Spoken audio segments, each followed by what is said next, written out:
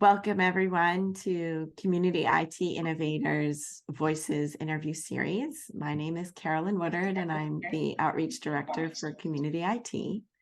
And today I'm really excited to be interviewing Erik Fernandez. So, Erik, would you like to introduce yourself? Hi, everybody. I'm Erik Fernandez, and I'm an IT business manager at Community IT. And how many years have you been with Community IT? It's going to be 9 years in March.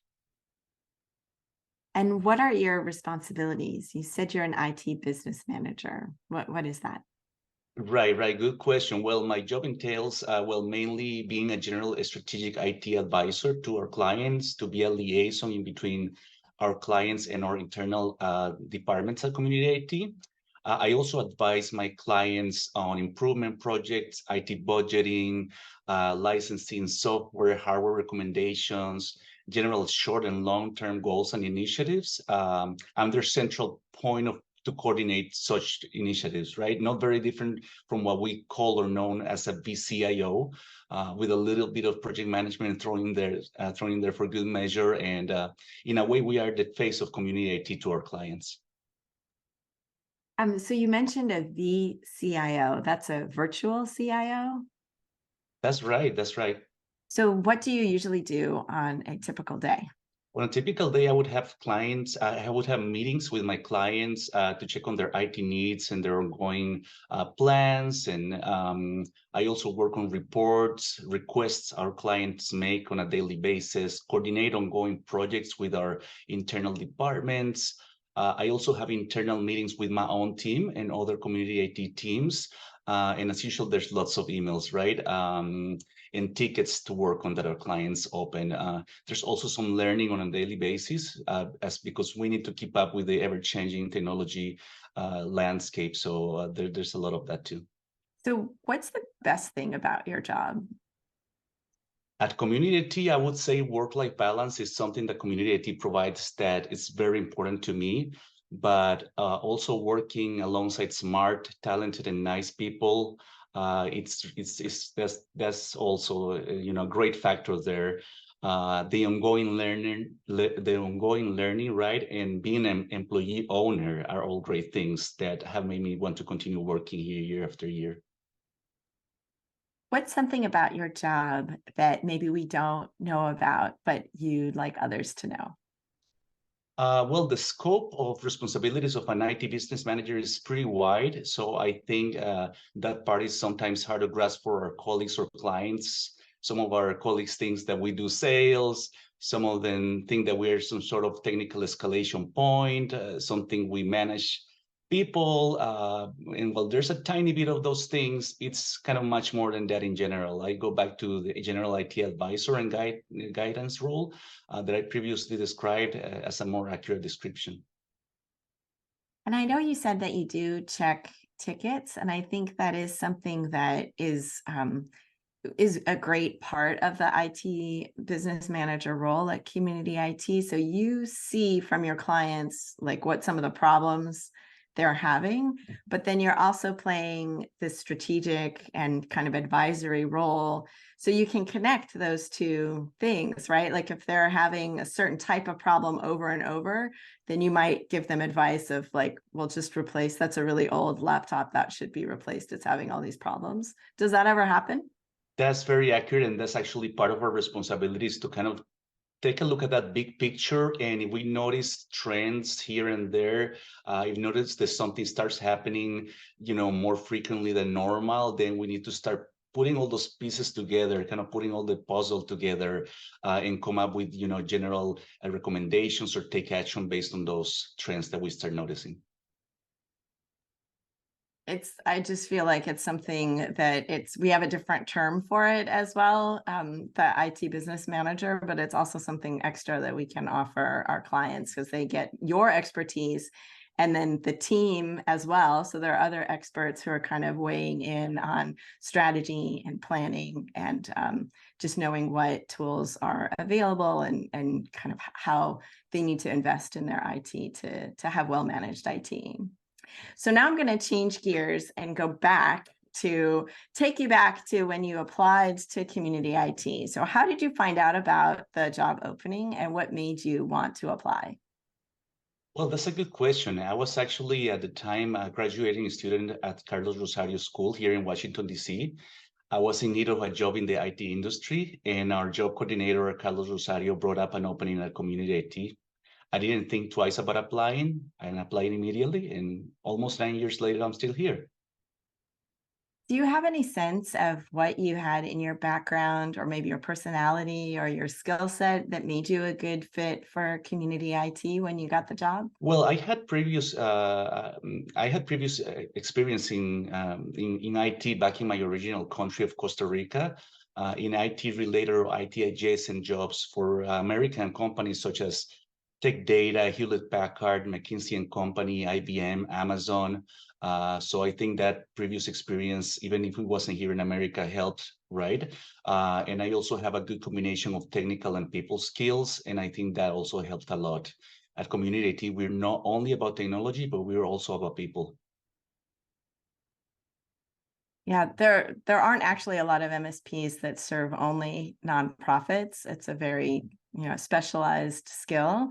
So it's a little bit hard to plan a career path around getting a job at community IT, that type of a job. But if you could talk a little bit about if you had been planning since high school to try to get this type of a job where you were helping nonprofits, but doing technology also, what advice would you give yourself? I think I would have started working on certifications a lot earlier in my life. And that's one thing that I found when I came here to America, that even though without all the previous experience that I had in IT related jobs, certifications are very important. And so I started working on that.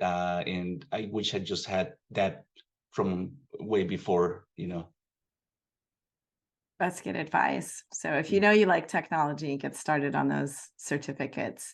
How does someone advance their career in nonprofit technology? What certifications are essential? And what other experiences or qualifications should people who want to work in this sector work on to move up the career ladder? Right. Well, certifications are certainly the foundation of most IT careers, right? For beginners, I would say the CompTIA certifications are important to get your foot in the door.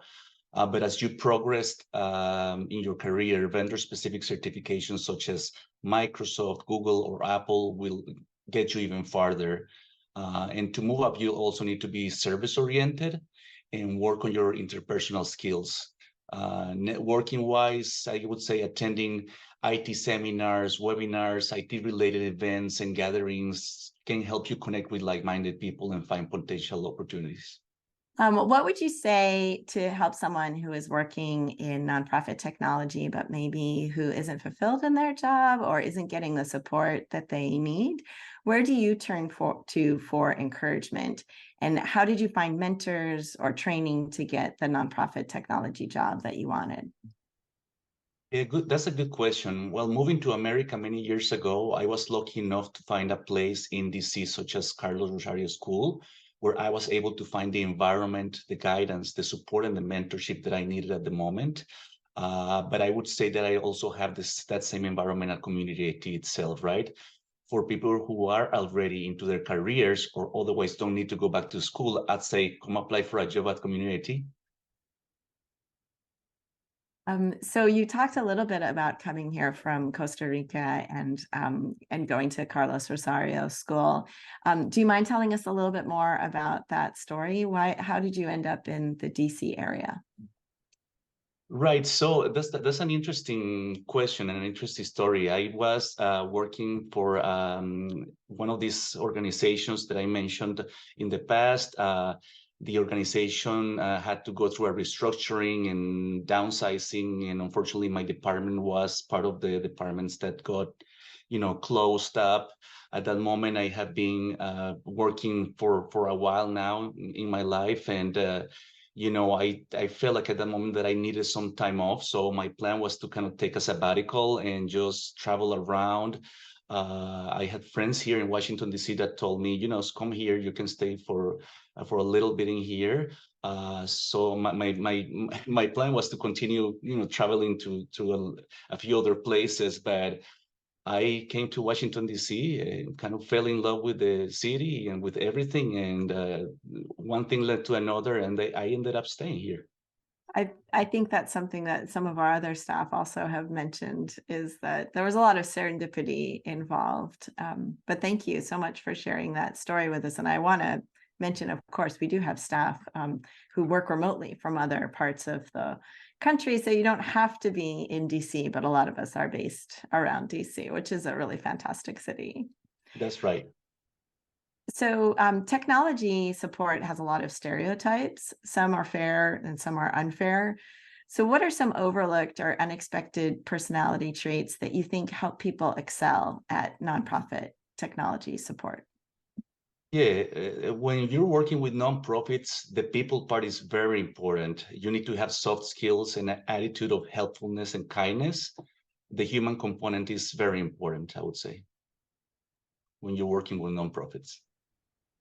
What's one thing you thought you knew about your job coming into it that you learned you were totally wrong about?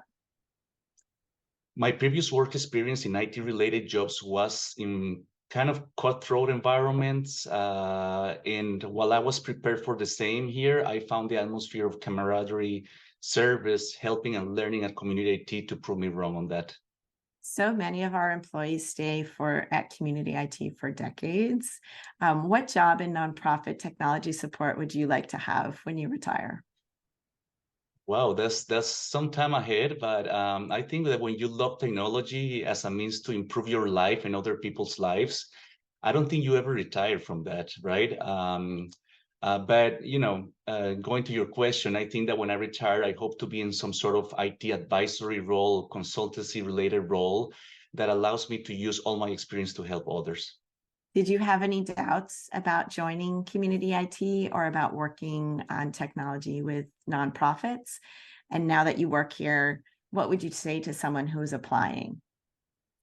I never had any doubts about joining community IT, to be honest, or working with nonprofit organizations. From the get-go, I found it very refreshing, very different, a good challenge, so, I was all for it. It's just very rewarding work in many ways. To someone who has doubts, I would say, if you like what you heard here today, you're in the right place. When you meet someone and you have those questions, at a party or dinner or something, someone says, "Oh, what do you do?" What do you tell them? What does Community IT do? That's a good one because people are not familiar with the IT business manager title. So I tell them that I'm a business IT advisor at an employee-owned company supporting the nonprofit sector. That's a bit of a mouthful, but it kind of helps explain the role a little bit more. Yeah, that's true. Well, thank you so, so much for your time today, Erik. I really just enjoyed talking to you and getting to know you a little bit better. And thanks for sharing your experience and expertise with us. No, thank you as well. It was my pleasure.